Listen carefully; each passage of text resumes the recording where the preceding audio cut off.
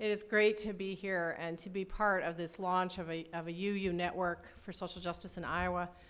My name is Sally Buckholt, and I am a member of First Unitarian Church in Des Moines. And First Unitarian Church is a proud member of a Mid-Iowa Organizing Strategy, or AMOS, which has been in the Des Moines community for about 15 years. My own involvement goes back about 12. I never expected to be a public person. I never expected to get involved in this work. I came to church because I thought these were my people. The UUs were talking about the things I cared about. I did not expect that I was a leader or that anyone would ever see me that way. But Amos gave me a different vision of myself and of what we could be together. It gave me a vision that the systems of injustice are not out there as sort of disembodied things that we can't do anything about. The systems of injustice are made up of people making decisions, and that we are people who can help make better decisions. For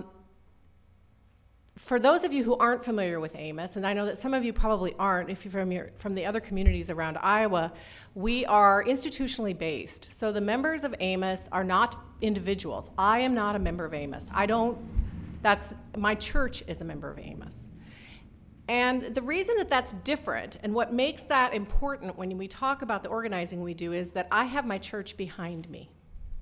That everyone who engages in the work in AMOS has their institution behind them, whether that's a church. We have the local chapter of the National Alliance on Mental Illness is a member of AMOS, and so the people who represent NAMI have their whole organization behind them. And that gives us strength. That gives me strength to know that this church supports the work for justice that I get to engage in and that anyone in this church can engage in. So I just wanted to talk about a couple of little things related to power and to why we organize, and Mr. Lowe really touched on a lot of it, so I feel like he said things way better than I could have, but I'll try to go in a slightly different direction. One of the things that we talk about a lot is power and what power is. And in the world of organizing, we say that power comes in two forms: organized people and organized money. Now, the people in Washington who have the power now, and everywhere who have the power now, in central Iowa and in eastern Iowa and in western Iowa, the people who have the power usually have the money. They've got the organized money. But what we have, we can be organized people. And organized people can do as much or more than organized money any day of the week. But we've got to do that work of organizing, and it is up to us. We're the ones we're waiting for. There's nobody else. The importance of story cannot be overemphasized. You heard it from every speaker that came up here. How important is it to hear the stories of our communities and to know where the pain resides? We have to make space for that. That doesn't happen by accident. If we don't invite people into relationships with us to share their stories and feel that those stories are held in a sacred place, they will not come. In the work in AMOS, one of the ways we do that is have house meeting campaigns every few years where we invite people to come into private homes and share stories of the struggles that they're facing. We're in the middle of one of those right now. And I can tell you from having sat in several house meetings so far, the pain that gets expressed, you can't ignore it. It puts a claim on you, and that's important. Because when we tie real stories of pain to what's happening in our community and the systems of injustice, then we can do something about it. We have to cross the dividing lines that exist in our communities. You know, this is a UU Witness and Advocacy Network, and I'm glad that it is. But I want you to not forget that there are many people in our community who are not UUs. I'm sure you know. We're a very small minority. You know, First Unitarian made a concentrated effort to get into partnership with Bethel AME Church, as you heard Fred Van Loo say. That's an ongoing relationship that has been of great benefit to both us and to the members of Bethel. Do that work when you go home. Reach out to other congregations. Reach out to people who care about what you care about. You can do more if you have more with you. Pick up an issue that you can actually solve. It's so easy to get bogged down in the big problems. You know, what are we going to do about mass incarceration? Well, you think, well, you can't do anything. Mass incarceration is just a huge problem. But we found out, well, there are little things you can do, like, you know, step into the middle school and offer mediation. keep those kids from getting into that system. That's what you can do. There is no shortcut to doing your homework. You must research your issues. The way to get people to listen to you is to know more about the issue than anyone else. Now, that doesn't guarantee they'll listen to you, but they sure as heck can't dismiss you if you know more than they do. And when you're talking about things happening at the legislature, I guarantee you can learn more than they know, because they have to look at everything. You can look on the one issue that you care passionately about. Ellen Taylor is laughing, but she knows that it's true. And, the last thing I want to just mention is, when you do all that research, then you have to do action. This is I want to put another A in Iowan. Can we put another A in it? IUUWAAN. Iowa Unitarian Universalist Witness, Advocacy, and Action Network. Because you can't just talk about it, and you can't just do picketing, and we all know that. Stand up, do your research, do the action, make it happen. We can do it. Thanks. I'm Scott Clare. I'm a member here at First Unitarian Church, and among my other hats, one of the founders of CHAIN, Community HIV Hepatitis Advocates of Iowa Network. As was alluded to earlier, and actually with no small assistance from Senator McCoy, who's here on the panel with us, our most recent, certainly crowning achievement, as many of you may have heard, was getting the criminal transmission law changed. Which was an incredible disservice, and I'll probably touch on that briefly, but I'll stay broader and can answer those specific questions on down the road. One of the many reasons I'm excited about this particular group is, it was about 5 years ago. I was part of the church survey group. I'm a data wonk in one of my other hats in my day job. And so I got called into helping out in the survey. And one of the things that we found, and I bet that your congregations are all the same, is that well over 95% of folks attending this church felt that social justice activities really defined how they live their faith. And the challenge for us was that, and again, like I'm sure many of you, I bet I can pick on any of you, and you can tell me 3, 4, 5 different activities that you do outside your church building. And what's been exciting is to start to bring more of that inside, because it is so important to us, I think, as we live our faith. The two of the many principles that I'll focus on, obviously, are the interdependent web, which was alluded to earlier. I guess in Harvey being here, I'll give the nod. When we do our coming of age class, I think I most recently identify as UU Buddhist. And so for that, truly believing in that interdependent web, that there is no disconnect between me and the person aside, that brings me to advocacy, and I think that's what for many. Similarly, the inherent worth and dignity of every person.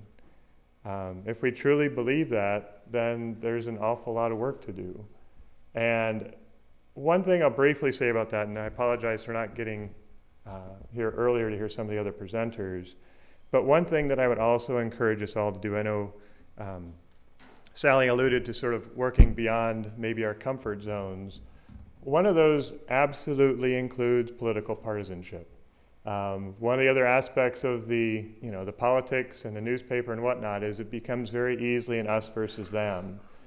And I will tell you that you are doomed from the start if you start that way, given a 50-50 split in Iowa all too often. And again, an interdependent web. Whether that person has a D or an R or an I or a G, independent, Greens, L, Libertarian, whichever other letters we want to throw out there, you have no idea who that person is and what issues they care about. And one of the things that we've certainly found from CHAIN is approaching people as people. And sometimes literally not telling some of our advocates who would come up what party the other person represented, because I think sometimes we put blinders on and too much prejudgment without seeing them as people across the table. One of the things that was interesting when I moved back to Iowa from Connecticut, one of the first places I ran into was a restaurant in town, and they had a big sign saying, "Iowa, where folks are friendly," which is good to a point. But the challenge is, those of you again within this space know, is advocacy can be hard if people just focus on being friendly, because sometimes our job is to make people uncomfortable, or, there's the common saying, to make the comfortable uncomfortable, because clearly there's a reason why things are the way they are, and that doesn't mean that's the way they need to be. And so recognizing that where folks are friendly has its limits, because it's good to make people aware of what's going on. And, that Iowa nice can be, it can only go so far. Now, I'll tell you that there is a middle road. Again, coming from an HIV advocacy standpoint, as we have run Chain from the get-go, there's a very intentional approach that we take that I'm sure many of you have noticed as well. There are certain things that work in Iowa that would not work in other places, or vice versa. Coming from an HIV segment, there's plenty of people out there in the ACT-UPs and whatnot who will go to New York or DC and throw blood on the Capitol steps, etc. That will not work here. And again, I think along those lines, one of the biggest advantages that we have is such amazing access to our legislators. The ability to go up, have lobby days, advocacy days on the Capitol, pull out legislators from the chambers. That is something that if you're in Illinois, you just grovel for. And so by being here in Iowa, we have such amazing access that your opportunities are immense. So many different directions to go. One other piece I guess I briefly want to mention on is for me and sort of how we've organized within Chain, it has been that intentional approach. It's not a matter of extremism. It's not a matter of us versus them. And one of the things that I learned, in part being trained from Amos, was it is people first. It's not that I don't care about the issues, but you're going to take setbacks. You may not always get the issue you want passed in a given year. But year after year when I'm there and there are new people that come to our days on the Hill or get involved with advocacy, and this light bulb goes on because an individual who's been charged with a criminal transmission law and is out on parole or probation can talk to a legislator and hear his story told, and have that light bulb go on that I'm heard, that it mattered, and that I have a voice. That, to me, is the success. Again, not that I'm not excited about the wins, but each of those is a win. When an individual attends and recognizes that they have a voice, and it's not the cynicism and the disenfranchisement that's all too common. That's part of why we organize. When it came to criminal transmission, it was a long slog. It was a long slog within our own group to try to find consensus around where we wanted to land. But obviously, once we were able to get to a point with a lot of assistance and a lot of hard work where we could go to the legislature and get a bill passed and signed with unanimous passage, and again, it wasn't without lots of D's and R's on both sides. It was unanimous passage, was simply stunning. But it was only because of the grounds that we'd set up in order to get there. So, thank you. Listening to that, talking about how Chain was able to move that bill through the legislature was just an amazing thing, and I credit that approach of looking at the people first and talking to the people about the issues that really matter to them.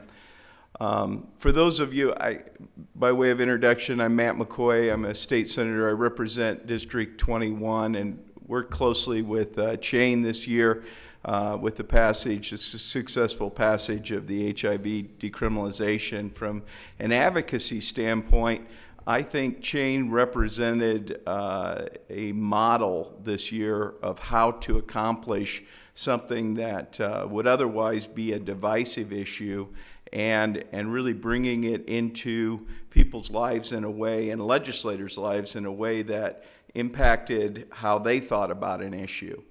And I will just tell you, as legislators, we're hit with so many different issues. In fact, just before I came here to this event, I was talking with a person who was just irate. And had called me on the phone, startled me a little bit, but had just made a tax payment on his farm. And so I got talking to him about what his issues were, and didn't recognize the number because the number was a Connecticut number, but he owned farmland in Iowa. And I learned that he had just made a $45,000 payment for property taxes on his farm, and that was only for half a year. And I said, "Good grief, how much farmland do you own?" And he said, "A lot." And I said, "Well, there's a cause and effect here, you know. Maybe if you don't want to own farmland, you could get with a good tax lawyer and figure out how to shelter some of this income that you have and reinvest in something else." But that gives you an example of a typical legislative day. Tomorrow I'll be over at Valley High School judging high school debates tomorrow afternoon. So legislators bring all of these experiences into the legislature, and they come from all parts of the state, rural parts of the state, urban parts of the state. But ultimately, the nice thing about Iowans is we're very accessible. We don't have offices. Most of us operate out of our home. Most of us are available pretty much at any given moment with a published phone number. And so that gives you the opportunity to pick up the phone and call a legislator. I will tell you, my most meaningful conversations occur over the phone. I know everybody likes to email now, but emails are so impersonal when you're talking about issues that affect the heart or your faith or your belief system. And so when I get a call from somebody and they say, "Matt, there's something I really want to talk to you about," and I just received one of those calls this week from a guy that I went to high school with, and his son was one of the kids killed. He was a 10-year-old killed by somebody who had used synthetic drugs.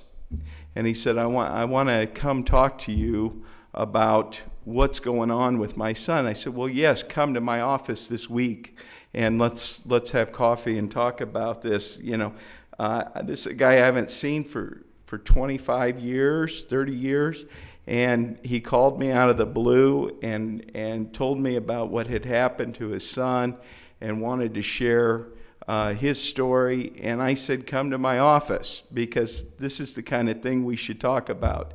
The young lady, Tiffany Allison, and I can use her name because she's working on domestic violence bill this year, and she's been interviewed on KCCI, and I believe Channel 13's working on something right now. She was involved in a domestic abuse situation, and she shared her experience with me over coffee, and really had an impact on me enough so that I wanted to write a bill to deal with these habitual offenders and how we can provide truth in sentencing for those folks so that they don't get into jail and get right out of jail on a technicality and good time served. So I mean, these are the kinds of stories that legislators are dealing with on a day in and day out basis. And so I would say that most legislators will be extremely receptive to your messages that you bring forward if you take the time and meet one-on-one with them, if you call them on the phone. And I would suggest calling them early in the evening, not after 10, and not before 8 on a Saturday morning. But again, call them up and share what your issues are, and talk about finding a time when you can get together and have a cup of coffee and discuss an issue. Some of the do's and don'ts, I tell all advocates this: don't use form emails. They get filed in the trash can. The ones that matter are the ones that come from your district. Use your name, use your address, use your phone number. How do we get in contact with you? When's the best time to call you back? Because a lot of times we'll get a phone number and we'll make a call, and it might get a hold of somebody's business or somebody during the workday. So if we know what your hours are, we'll try to accommodate you when we get back to you on your issues. I would say on a personal side, these are issues that you feel passionate about, and you may run into a legislator who wants to be dismissive of your issues. Do not take the bait. Don't argue with them to the point of it becoming personal. One of the things that I always say is that guys like Steve King, are elected to Congress and they have their views. That doesn't mean you can't have a reasonable discussion with them, but when you get to the point where you want to strangle them, leave, take a breath, because there's nothing good that can happen about a legislator coming in and saying, "Oh, those people from the Unitarian Church, oh, they are crazy. Don't go out there. They're out trying to push a communist agenda or something."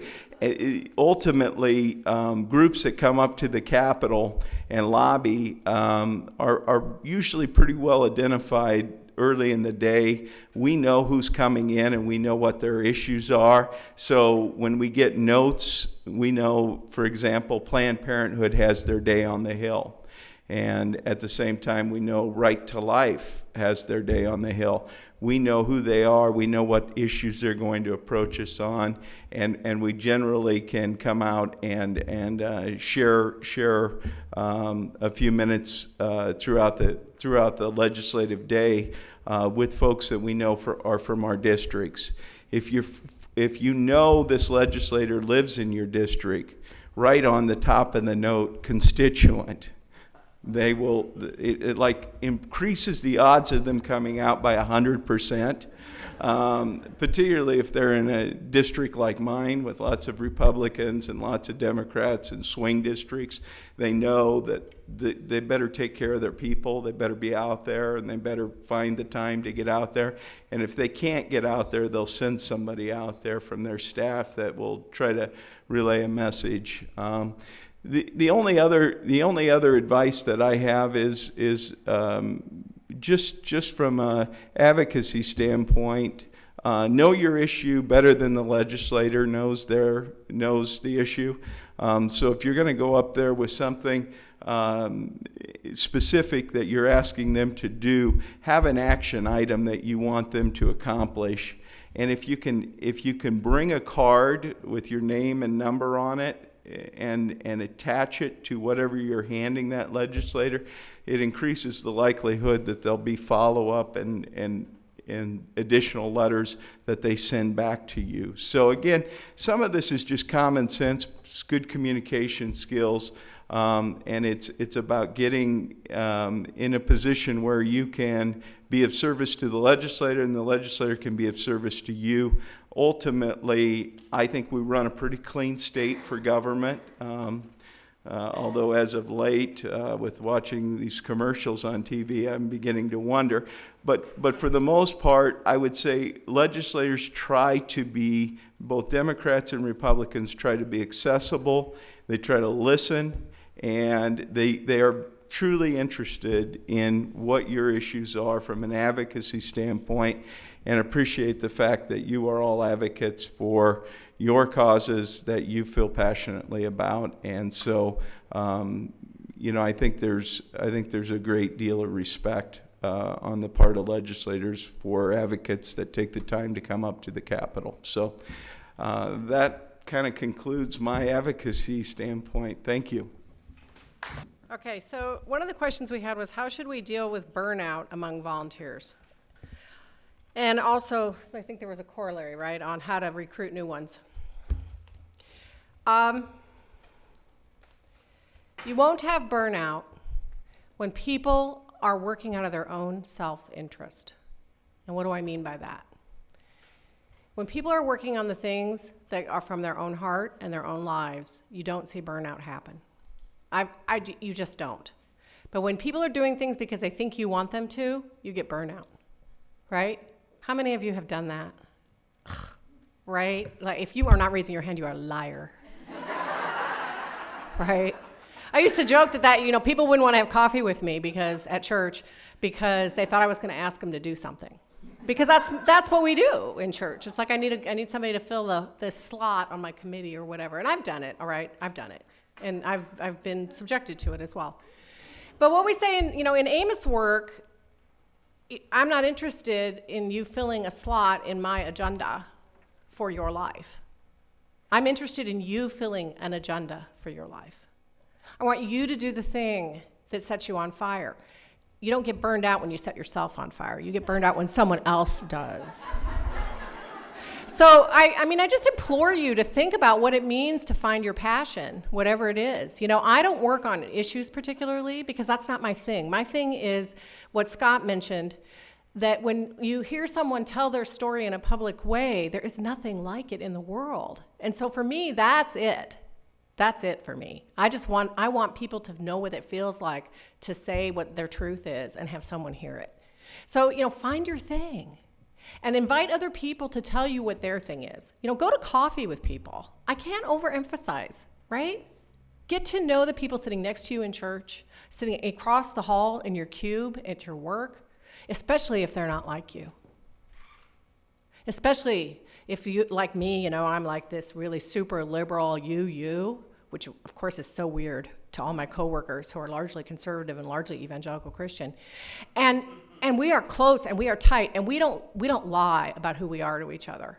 But that takes time and you have to learn to trust. And so do that work. You won't ever get burned out. I got part 2, essentially. Please suggest ways to orient and invigorate new volunteers. I think the first way to orient, again, it's the Amos way, but others do it as well. It's you have a one-on-one. Sit down and talk to them and find out what brought them to the cause and what skills they bring to it. There's always that fine line between what has to be done, and that gets back to that burnout factor that just kind of alluded to, versus what they're interested in. And sometimes you'll find that there are skill sets that people bring to the table that you didn't even think about how it could play out in the particular cause you're working towards. So number 1 is just meet with them. Talk with them and find out where they're going. And as far as to invigorate new volunteers, well, hopefully if they're coming in, you don't have to invigorate them yet. They're coming in with some energy. But if not, I think as a larger point, and again, I think Sally hinted on this early on, one of the challenges is defining success and being very upfront about defining success. Because again, if you're here and it's like, I'm taking on global warming and we're going to cure it next year, I'm like, it's defining success and being realistic with the people that are up there with you. And it's like, this is going to take a while. Or, how are we going to talk about it? And, again, for our day on the Hill, a good example is, part of it is who's here for the first time, who got to talk for the first time to a legislator, what did you learn about it, and how did we move the envelope? Is there definite progress that occurred? Figuring out, again, it's concrete markers, but it isn't always a matter of did we get this bill passed? That is sometimes certainly an end goal, but that isn't always realistic, especially in a short term. So it's figuring out and being honest with the group about what can we accomplish today and what are we going to accomplish together. That, to me, is how you invigorate folks. Again, it doesn't have to be so droll as say, well, as long as we get 3 people to show up, yay. There are ways to sort of focus, and we kind of talked about finding those bite-sized chunks. It's like, what's that bite-sized issue that we can do that really shows that we're moving the ball? Criminal transmission was literally a 9 to 10 year process from when we talked about it internally and then starting at the legislature and sort of moving that along and finding our own agreement for that was. I guarantee I never went in day 1 saying, okay, this is when we're going to get it done. But it was a matter of seeing the progress, seeing that there were more people that would come. One other thing that I guess, because again, how we do things as far as invigorating, food works. And I mean that in a couple different ways, and I will give you our secret. So one of the things that Chain does, and again, Senator McCoy sees lots of different advocacy groups go up, we're somewhat unique in that what we do is we feed just about friggin' everybody. We pay for like 400 or 500 hot lasagna dinners, and again, I don't care if you're DR, I, or G, somebody's aide, somebody else that's advocating that day, you line up and you're fed. And the reason is a couple things. I mean, one is it's a warm meal. It brings people down. And one of the things that we've found is it is literally like shooting fish in a barrel, because your legislators get queued up in that line. And we have our advocacy team who knows the people on the Hill, and they're very able to say pop, pop, pop, pop, pop. We have our advocates on the other side, and they know what area they're from. Bang, you've got your instant conversation. That's part one. Part two is we have tables set up so you can have ongoing conversations. Now, not everybody does, but you have that chance for the deeper conversation with people, because again, it just sort of followed into it. So, long story short, feeding works. I mean, that's one of the biggest expenses for our day on the Hill, but I would never change it. I mean, I give the plug. Hy-Vee Catering, $7 a pop, $2,800 for a day on the Hill. Huge success, because we see at least half of our legislators go through that line. And compared to having to pull them out one at a time and whatnot, and again, it's fun. I mean, again, that's where you can leverage the Iowa friendliness and advocacy, and they can go hand in hand, and working with people and how it can work. It's like, let's break bread together. It's like, that's what you're doing. It's like, just come and let's find a way to talk about this. And so, long story short, feed them. That also helps invigorate them. And along with food, how do we decriminalize marijuana was the question. Interestingly enough, and I'm gonna answer this question seriously, because what happened this year with medical cannabis oil, with respect to children with epilepsy, was an amazing thing that occurred. And it occurred because of the strength of the advocates that came to the Capitol every day with their children, sometimes without their children, to talk to legislators about this serious problem that their child was having.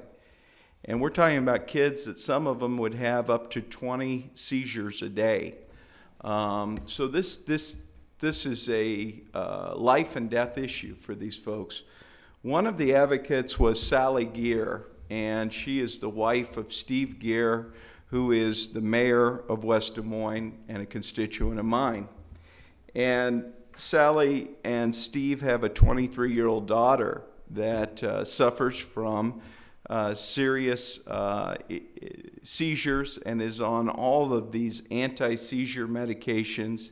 And they told me their story, and they're spending about $1,500 a month on these drugs that aren't nearly as effective as medical cannabis, the oil of marijuana. And we had some legislators in the House that said, I don't care who this helps, there's no way we're ever going to legalize cannabis oil. That just is never going to happen this legislative session. And as they met these families, as they met these kids, as they listened to these stories, as they heard from a neurosurgeon, Dr. Carlson, came down and talked about what he had experienced and what his beliefs were as a person who had done all kinds of work, brain surgery, neurosurgery, and the impacts that these seizures were having on these children. The legislature was able to put a very narrow bill together on medical marijuana. The reason that's important to the question of how do we decriminalize marijuana, there's a lot of us that believe that alcohol and what's happening in society is just as harmful as what's happening with other drugs, even more so with illegal drugs. And what we're spending as a society to criminalize marijuana is obviously law enforcement time, jail time, prison time, as well as creating a black market for these pushers and drug dealers out there. So there's a lot of us that believe that decriminalizing marijuana and some other drugs is a more thoughtful approach to how we how we move forward as a state as it relates to the criminal process. And I would say that what happened this year with the medical cannabis oil for children and what will occur in the future is a start to the decriminalization process overall. And as a country and as a state, I can tell you that we cannot continue to incarcerate at the level we're incarcerating. We've got to figure this thing out. And for $40,000 a year, I can take these kids that are going into the prison system and send them to the best colleges in the world. And we're not doing that, and that's what we should be doing. And I will tell you that the statistics are clear. 80% of the kids that are going into the system either have a substance abuse problem in their lives, in their home, or they have mental illness. And those are the folks we're incarcerating, and we're running the most expensive mental health system in the country, and it's not treating the problem. It's very frustrating to try to be bipartisan when legislators seem to always vote with their caucus. How do we change this behavior? It is a reality. I mean, obviously, again, if you're thinking about who got you into power and who keeps you in power, I mean, the caucuses are real. There are exceptions, but yes, a lot of times it is a challenge. And I think part of it, I think Dee touched on it a little bit, but I would say that there's a couple of different things. One is framing. And what I mean by that is, again, if you know the legislators, and there can be a wedge, and identifying those wedge people. And again, this occurs at the national. I think we're in a better position at the state as far as finding moderates. There are still moderates left in the Iowa legislature. But finding those people who will, sort of take that on. And again, it's not always going to be easy. That Don Quixote sort of vision is sometimes there for folks. But I think that there is that possibility. And what I mean by framing is that while going up and we may see something as a social justice issue, that's not going to pull people on both sides of the fence. Making it a fiscal issue, making it, in the case of criminal transmission, it became a public health issue. And when we were able to frame it in those terms, again, you bring different people along and it achieves the same goal. And so part of it is figuring out where you can find those key inflection point, wedge points, if you will. So yes, I mean, there is always going to be a natural tendency because they know where their bread's buttered on, literally. I mean, these are the folks that are helping them long term, not that their constituents aren't, but it's those two pieces, the constituents and the caucus. So I think it is a matter of figuring out who those key individuals are. And again, I mean, Senator McCoy and Christian Zenti were instrumental this past year in figuring out for us, and it was fortunate for me because it was my state senator and state representative in West Des Moines, Senator Schneider and Representative Hagenow, and Schneider in particular, who was able to say, hey, let's get this done, and was able to, not without a lot of hand-wringing and backdoor discussions that I'm sure Matt and Christian were at nonstop. But I mean, they were able to find those points, and that's why it was unanimous at the end. And it's interesting because there's lots of different stakeholders and constituencies out there. I won't go into all the gory details, but one of the things is we were completely blindsided by a national HIV rights group that started attacking where we landed in our bill. And so you never know, again, where your allies are, where some of the challenges may come from. You just you recognize as a group that you came to the right point and why you're moving forward, and you sort of address the external concerns where it comes. So you just never know where your allies are. So long story short, I think, again, figuring out who those other folks are. So again, it's not just black or white. People don't go up and they're not there to be a rubber stamp. Again, the legislators are there, regardless of how you may view their particular politics, they are genuinely there to try to make it a better place. I honestly believe that. And, I've seen folks and talked to plenty of folks on both sides. And the other thing just to reiterate, as far as access, is having people who so rarely, especially from outside Des Moines, having constituents come in, they're just, I mean, it's great because they so rarely, and they'll talk about this, they so rarely get to see people from their own area, especially from the corners of the state that, again, you have untold access to talk to these folks. And there's also, obviously, when they're home in their own areas. So anyway, there is hope. I don't know if that hopefully helps a little bit, that it's not just a rubber stamp, and you can certainly look at the votes to see that that's not always the case. So this is a great question. It says, do you think that stakeholder testimony is corrupt? So what I know, that what happens at every bill hearing that we have on a bill, when we have a committee come together on a bill, and I'll just use Connie Ryan Terrell as an example because I see her out there. I know that on any issue that impacts public and faith issues, she's going to be at the subcommittee and she's going to be there to speak. I know that when there was a bill put forward to ban or to allow individuals who had a religious objection to serving gay people, that Connie was going to be there and she was going to be vocal, and she was going to represent the Interfaith Alliance and the views of the Interfaith Alliance on that issue, and do it in a strong and effective way.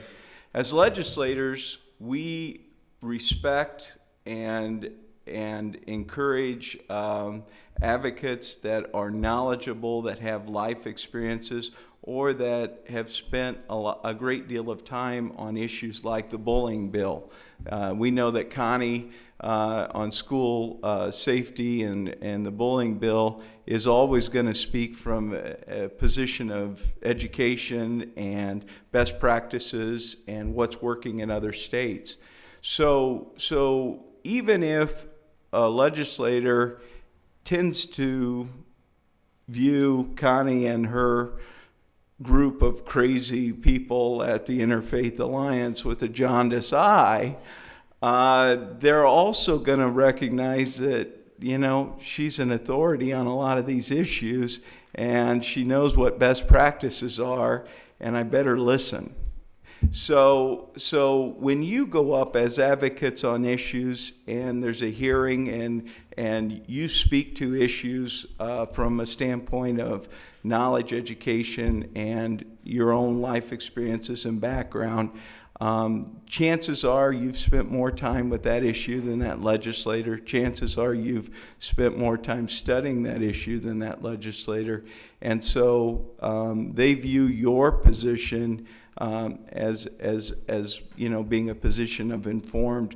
You know, one of the things on the HIV bill that we used to say was that this is not about partisanship. It's not about Democrat or Republican. It's about informed versus uninformed. So we say, you know, as it relates to HIV and decriminalization, that you can prosecute people with HIV or you can prevent HIV, but you can't do both. And so it's an informed versus an uninformed. And if you take the time and inform a legislator from a position of education, facts, knowledge, and life experiences, as well as best practices, you're going to leave that legislator smarter and with more tools to do the job. So I would say we appreciate the testimony and the background and the life experiences.